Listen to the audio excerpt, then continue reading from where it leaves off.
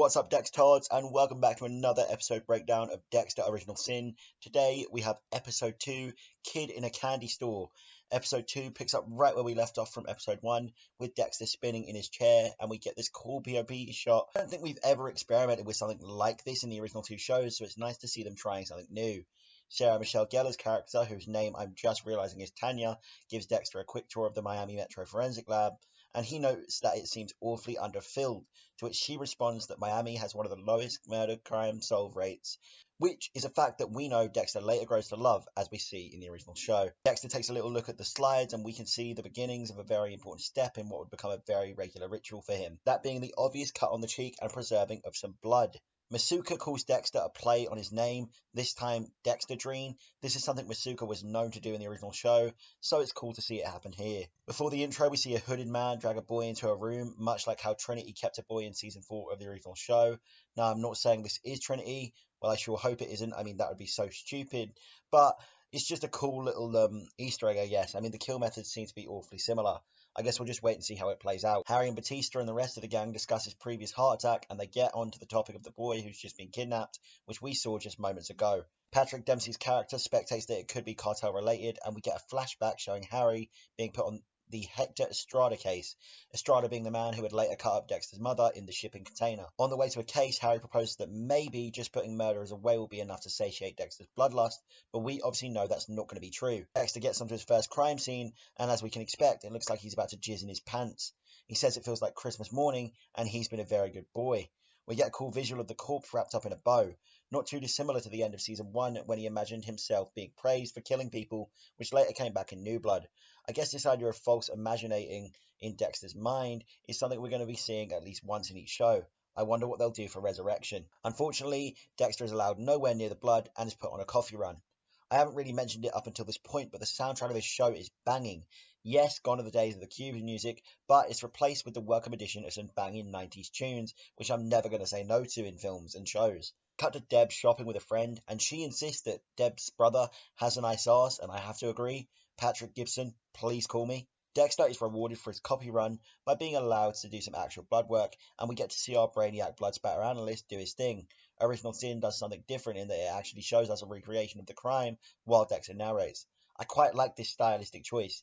It differentiates Original Sin from the original shows and gives it a little spice up, something new, something memorable, something we haven't seen before. Dexter shows off his blood spatter analysis, thinking he's a genius, but is unfortunately laughed at as everyone realizes how obvious it is that the gunman shot from a close range from the gunpowder on the victim's head. To say Dexter's ego is bruised would be an understatement. Harry explains to Dexter that they're just giving him a hard time because he's the new guy, and Dexter understands it, figuring that just because he thinks blood is amazing, it doesn't mean others don't need a distraction from the grim reality of the job. Flashing back, we see the first time Harry meets Laura Mosa in an undercover drug bust. I don't know if I mentioned this in my first episode breakdown, but the woman portraying Laura really resembles her. They did a bang-up job with the casting, even if I was apprehensive when they first announced them. Once again, we see the kidnapped boy in the cage looking awfully like a shipping container. I don't know if this is purposeful or just a coincidence. The Miami Metro bunch take Dexter to lunch, and he orders his first ever pork sandwich, something we know he loves to eat the original show, even while driving. His words, not mine. While Dexter sits at the table, a man awfully resembling his brother Brian comes up to him and asks to borrow a chair. I'm not saying this is Brian, but I imagine he would be out of the mental hospital by now. I just don't know if we would have already been tracking down Dexter. Once again, the gang busts Dexter's balls by bringing him a pork sandwich with no meat in it. At lunch, Masuka presents Dexter with his first Miami Metro laminate. Dexter takes Harry's advice to bust the guy's balls back to fit in, but accidentally makes a joke a bit too over the line, right after saying maybe fitting in won't be so hard after all as well. Poor guy. Once again, we see the kidnapped boy and his captor hands him a light and some lunch. At dinner, Dexter compares Harry's need to smoke with his need to kill, and to say Harry finds it unnerving how Dexter can compare these two polar opposites of the spectrum and find them so similar is an understatement. They accidentally let some water boil over a bit too much, and we can see that this is where one of the stills that we saw earlier in the year comes from. Dexter does try to describe killing Nurse Mary to Harry, but he just can't do it. He says that blood work gives him much more of a rush than medical school, and we can start to see those first seeds of doubt in Harry about teaching Dexter the code, as he tries to brush it off and imply that Dexter is putting killing behind him, which we know he isn't. Dexter lays in bed wondering whether Harry was right, are his urges really behind him. On his horror movie collection, we can see another reference to American Psycho, as well as a copy of It, which is a film about a clown who masquerades as other things to remain concealed or get close to his victims, much like Dexter does. Maybe it's a bit of a stretch, but I feel like they chose that film on purpose because of the symbolic similarities between Pennywise and Dexter Morgan. Dexter can't sleep, so he decides to reminisce on better times, that being the killing of Nurse Mary. In the morning, Harry reflects on a photo of him, his wife Deb, and Dexter at the beach, which is a photo we saw them take in the original series, in which Harry first tells Dexter to smile because it will help him fit in. Flashing back, we see Harry interrogating Laura using younger Brian and Dexter to get to her. Captain Spencer, who Patrick Dempsey plays, reluctantly agrees to let Harry use Laura as an informant. Also, we can finally confirm that I was now wrong. Patrick Dempsey is not playing a younger version of Captain Matthews. Harry and Deb discuss a fallout they had the last night at dinner, and Harry accidentally suggests maybe they need to move on from Deborah's mother's passing. She obviously doesn't take this well. Dexter brings in some vegetables to work for his colleagues, but he quickly finds out that no one really wants vegetables. Who knows, maybe he'll try his donuts next. Harry asks Batista to take Dexter under his wing, as he is clearly struggling to fit in at Miami Metro. Dexter is sent by Tanya to fetch some files, as we meet our young Camilla for the first time. Dexter has a snoop about the files and almost gives himself a hard-on. At the court, the killer from the last episode, Levi, pleads not guilty, and court is adjourned. The judge calls Harry over and they discuss the kidnapped kid, Harry stating that he thinks that his working theory is currently cartel. Flashing back, we see Harry rushing home, excited to tell Doris he's got an informant, and we find out they've been trying for a child, unsuccessfully at that. Doris is beginning to think that maybe God just doesn't want them to replace their child, a fact we know won't become true, as they will later find Dexter and have Deb. But for now, drama is drama.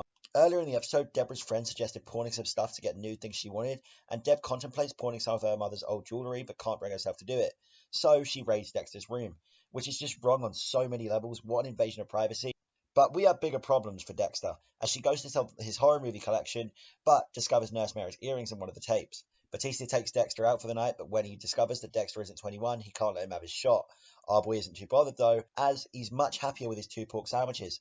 I'd like to say I'd be the same, but I've discovered quite the penchant for alcohol since turning 18. Batista teaches Dexter to dance. Dexter then learns about an immigrant boy who came over and got in a bunch of debt with the wrong guy.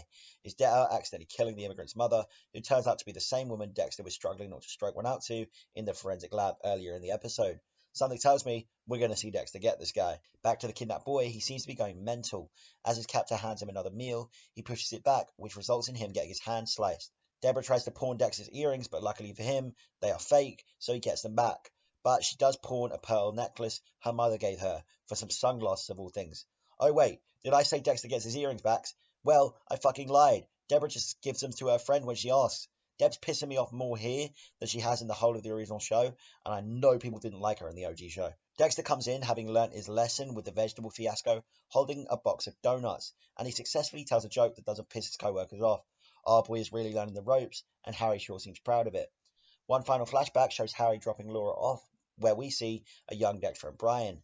And I'm sorry, but I've got to point out an inconsistency when I see one.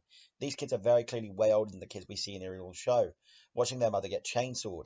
Keep things consistent, Original Sin, or just don't bother. The kid Jimmy Powell has his finger sent off to Miami Metro, where Dexter sees it and feels an innate connection. He doesn't know why yet, but we know it's because he watched his mother get cut up in front of him. And it's also the same reason the ice truck killer used the exact same tactic to get his attention in season 1 of the original show. Dexter wants to go after Jimmy Powell's potential killer, but he knows every cop in Miami is looking for him, so he searches for an easier target, that being that guy Batista told him about earlier in the bar. He even gets to mutter a play on the phrase "Hello Dexter Morgan" by saying "Hello Tony Ferreira." The episode ends with Dexter in bed thinking of his next kill, and we get this cool visual of him imagining the man's mugshot on the ceiling. Once again, I'm liking this experimentation Dexter Original Sin is bringing to the board. Well, Dextards, that was episode 2 of Dexter Original Sin, Kid in a Candy Store. What did we think? Please let me know down in the comments down below, and keep your eyes peeled because Paramount actually blessed us with a double bill this week. So, episode 3's breakdown will be on my channel later in the day. Why not subscribe if you want to catch that?